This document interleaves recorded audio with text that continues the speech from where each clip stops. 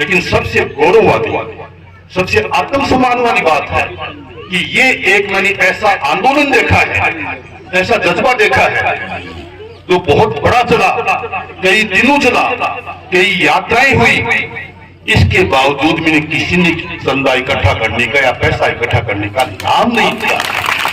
पता नहीं कौन गाड़ियां लेके आता था, पता नहीं कौन जयपुर जाके आया करता था, पैसे कहां से आ रहे थे, जिससे जो बढ़ सकता था, चाहे वो बहन है, चाहे बेटी है, चाहे वो माता है, चाहे 80 साल का बुजुर्ग है, जिससे जो बढ़ सकता था वो किया।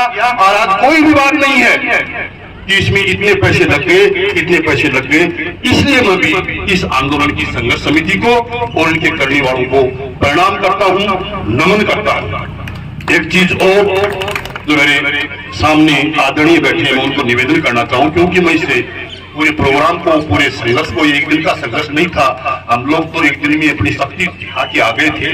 इसके बाद इस संघर्ष समिति को जो संघर्ष करना पड़ा है, विशेष रूप से रघुनाथपुरा गिरदावर सर्किल को शामिल करवाने के लिए एक एक कदम उसको फॉलो करना पड़ा, उसको चेंज करना पड़ा।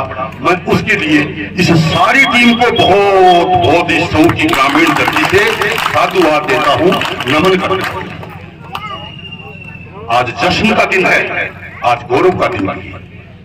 आज हम सब झुंझुनू जिले में हैं। आप लोगों को जो माताएं बहनें बैठी हैं उनको चिंता होगी कि थोड़ी घास की रोटी लाती, दूध काटने को टाइम भी हो रहे हैं। नीम का थाना एक साल में 50 बार जाना पड़ता और 50 रोटियां और लावणी थक जाती, इसलिए कोई 7 भी बच जाए, 8 भी बच जाए तो मेरी माता बहनों उलामा मत देना।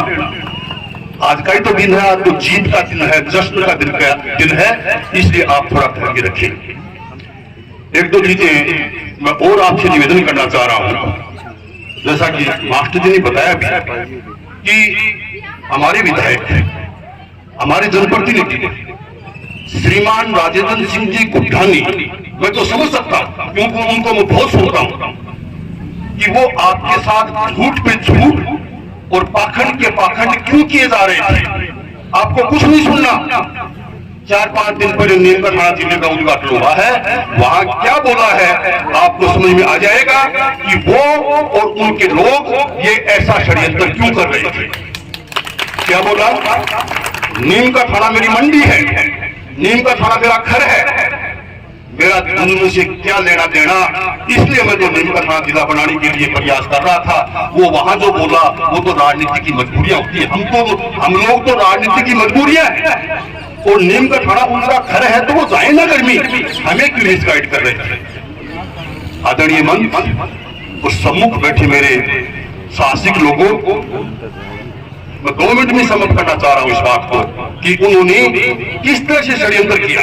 हालांकि गोलाराम जी बता चुके हैं।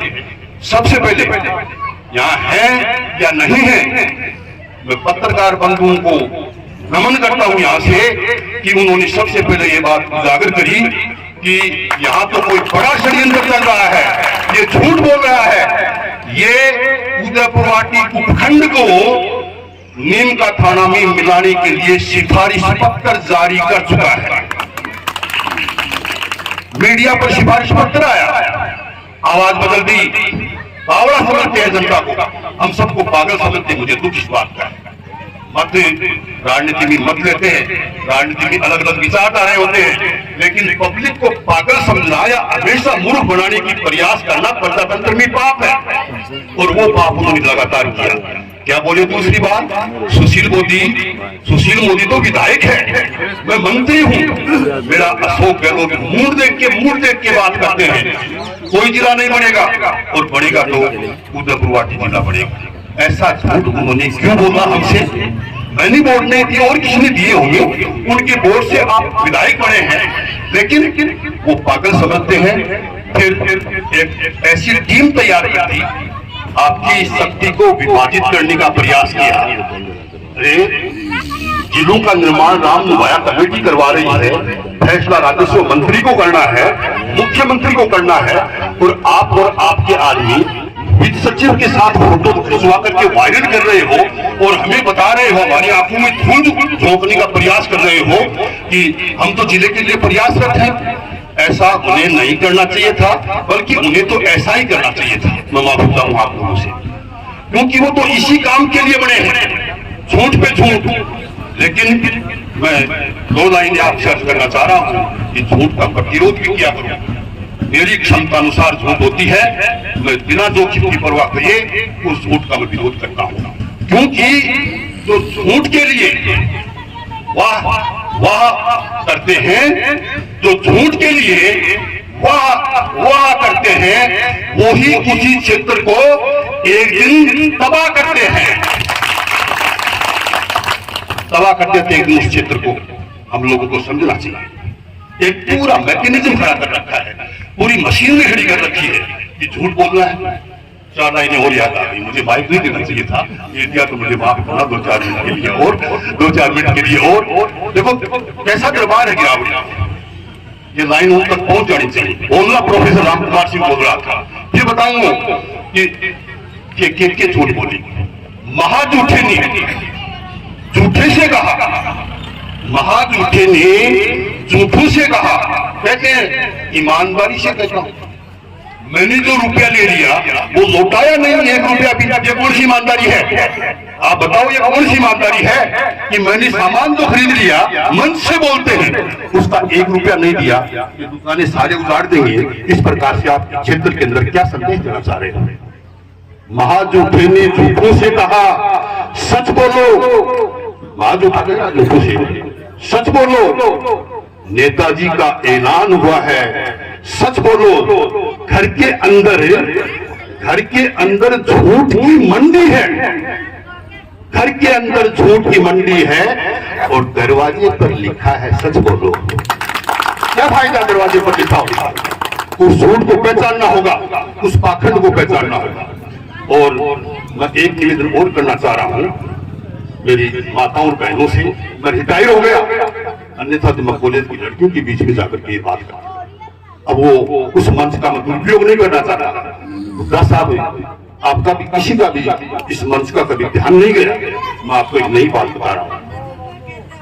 गुड्डा साहब ने उदयपुर वाटी की होनहार बेटियां, नाम लेके बोल देना, होनहार बेटियों का जो डॉक्टर बनती है, इंजीनियर बनती है, फॉरेन में पढ़ाई करती हैं, कनाडा में पढ़ रही हैं, अमेरिका में पढ़ रही हैं, राजस्थान की विधानसभा में ऐसा बड़ा मजाक उड़ाया है जिसका रिकॉर्ड है विधानसभा में। मैं जो बोलूंगा उसका आप रिपोर्ट देखिए। क्या बोले? 16 को तो क्या हुआ है, वो उनका लहजा, वो जींस पैंट, वो खड़े होने का तरीका।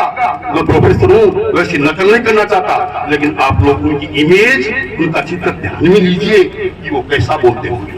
हमारे शोरों के तो क्या होते नहीं है, हमारी लड़कियां पढ़ती नहीं है, ऐसे जाती है मटरगस्ती करने, वो किसी बस कंडक्टर के साथ और डीजे वालों के साथ भाग जाती है। ये बात है कहने की? हमारी 10,000 से प्रोफेसर रहा हूं, एक लड़की ये गलती नहीं करती।